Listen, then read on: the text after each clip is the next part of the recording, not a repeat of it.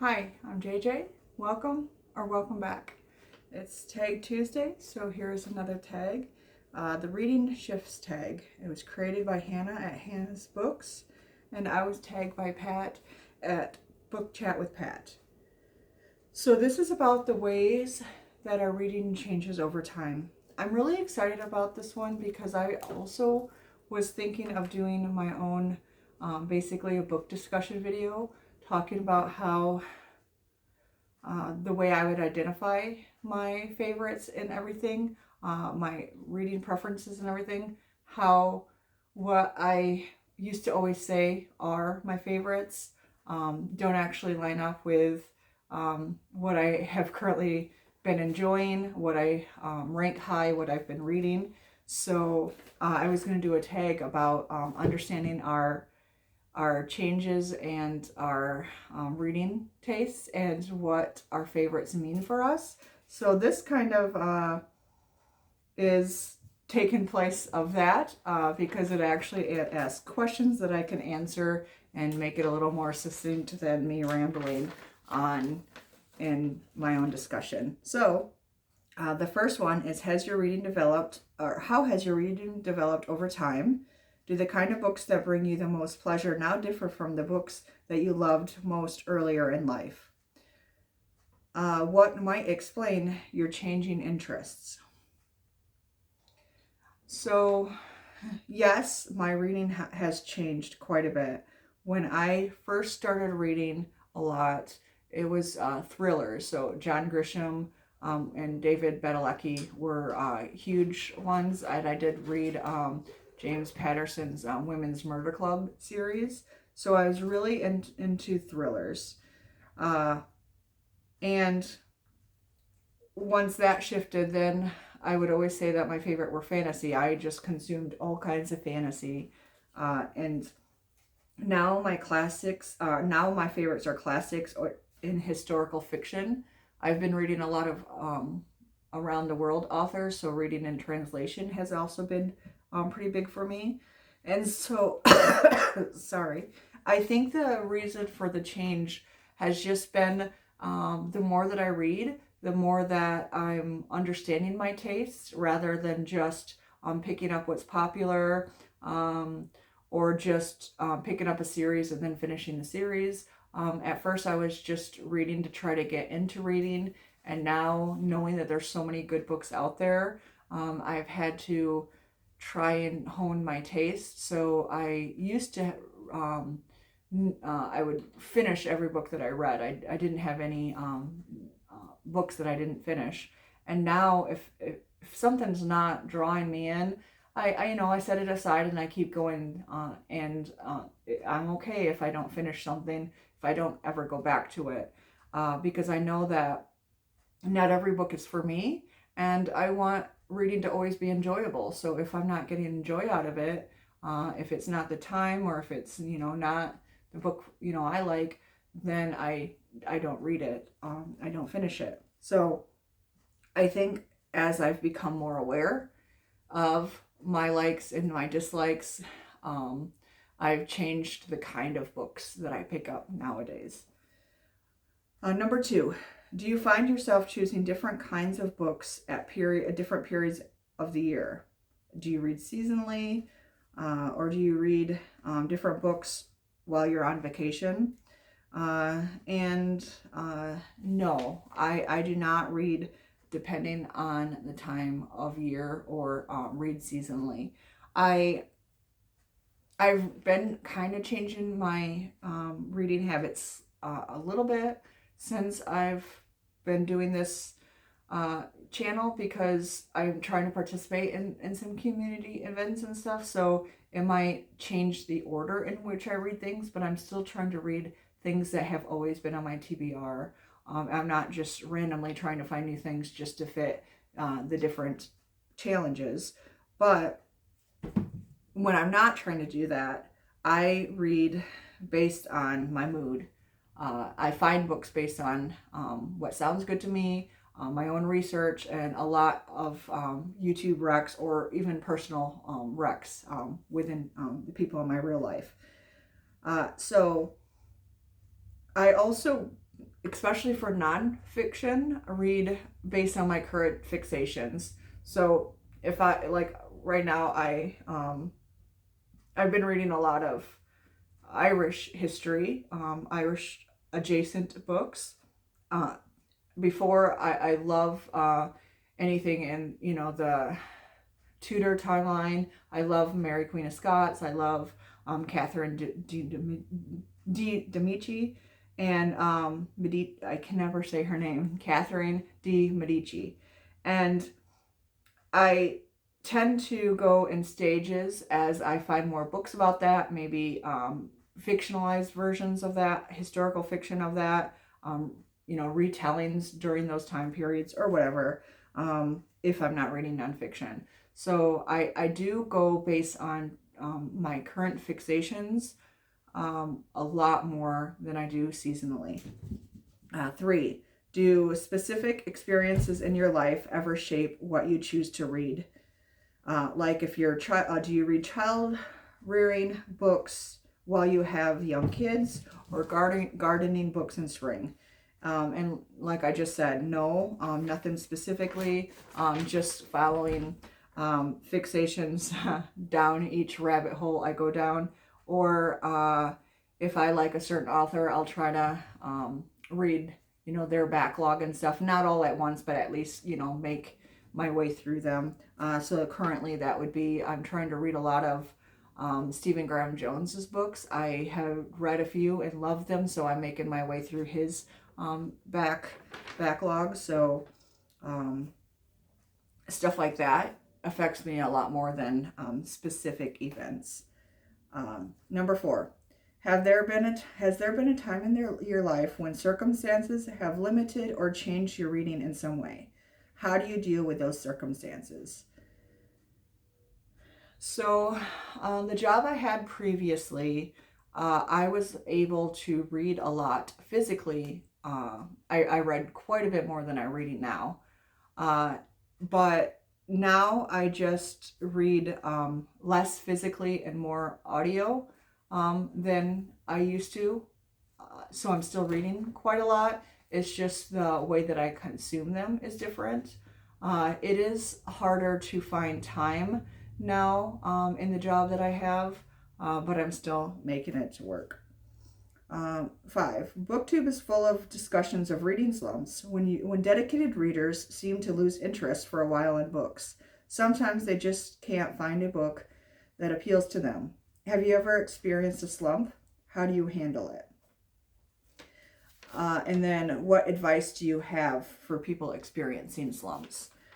So for me, I think it's about finding the right book. That's why I said if I'm not enjoying something, I'm fine with setting it aside. Maybe it's not the time for me. Maybe it's not the book for me. And I'll always try it again later. And, after a couple of times, if it's really not for me, I won't. But I'm not going to keep forcing myself through it so that reading is not enjoyable.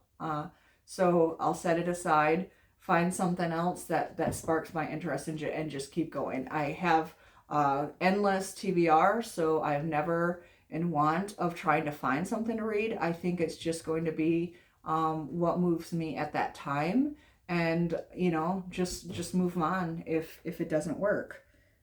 So I'll never force anything and force myself to have a miserable experience just to finish a book. So I guess that's how I handle it, as well as advice for those who might be suffering from that. And number 6, booktubers also talk about book hangovers, when readers are so moved by a book that they find it difficult to move on to a new book. Have you ever felt this way? So not really. I know it happens. I don't think that it bothers me so much because I think about all things really deeply all the time. So as I'm reading, I'm, having conversations with people just about the book. And I used to journal about them. Now that I have the YouTube channel, I don't do book journals as much as I used to. But both of those things have allowed me to have an outlet so that I can process the book, so that I can move on to a next one and not experience that hangover from it. Some do stay with me. I think about them constantly and stuff that, you know, like I'll always find a way to reference them or to recommend them. But as for not being able to move on from them, or having that, you know, stall my reading in some way, that hasn't happened. So 7. Tell us about a few books that almost always work for you. Something that might have remained a favorite throughout your life, despite changing tastes. Something that always seems to just hit the right spot when you need a lift. Or perhaps some lifetime book hangover where the text will always be in the back of your mind. Now, this is the one that I didn't answer on paper, so I have to think about this one. I think books that always work for me are not specific books or even necessarily specific authors, but I am drawn to very character-based driven books. I love female protagonists, especially if they're strong female characters. I love the growth. I want a character to have a really good arc, whether it's a redemption arc, whether it's a fallen woman arc, or just any kind of development that shows this character not stagnant and growing and changing and experiencing. I love interactions. I love books that have found family in them. And if it's nonfiction, I love to learn about other cultures and other, historical things around the world. I love learning in general. So if a book is dry and just gives me facts and stuff, that's a lot harder for me though than like doing a narrative nonfiction where it's following a very distinct either set of characters that are mentioned or a timeline that I can, feel drawn to, where it gives me like multiple characters. It gives me the whole depth and like of the area, of the time period, the everything. I want that a lot more than just stating facts. So I need to feel drawn into the story and immersed within it. And if I can find something that does that, it does not matter the length of the book, the genre of the book. I will always be reading and drawn to something like that. As for some favorites, I already mentioned some of my favorites. So that would be what I would recommend for those stories, is one of the 6 that I had already mentioned. And then lifetime book hangover.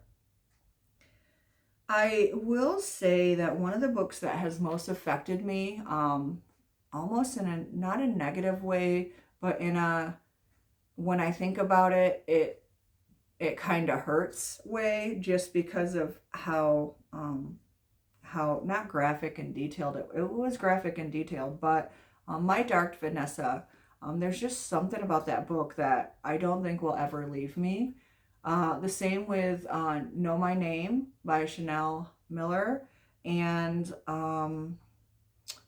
Woman at Point Zero. I constantly am thinking about those books, and I know that there's going to be more along the way, especially when you talk about biographies.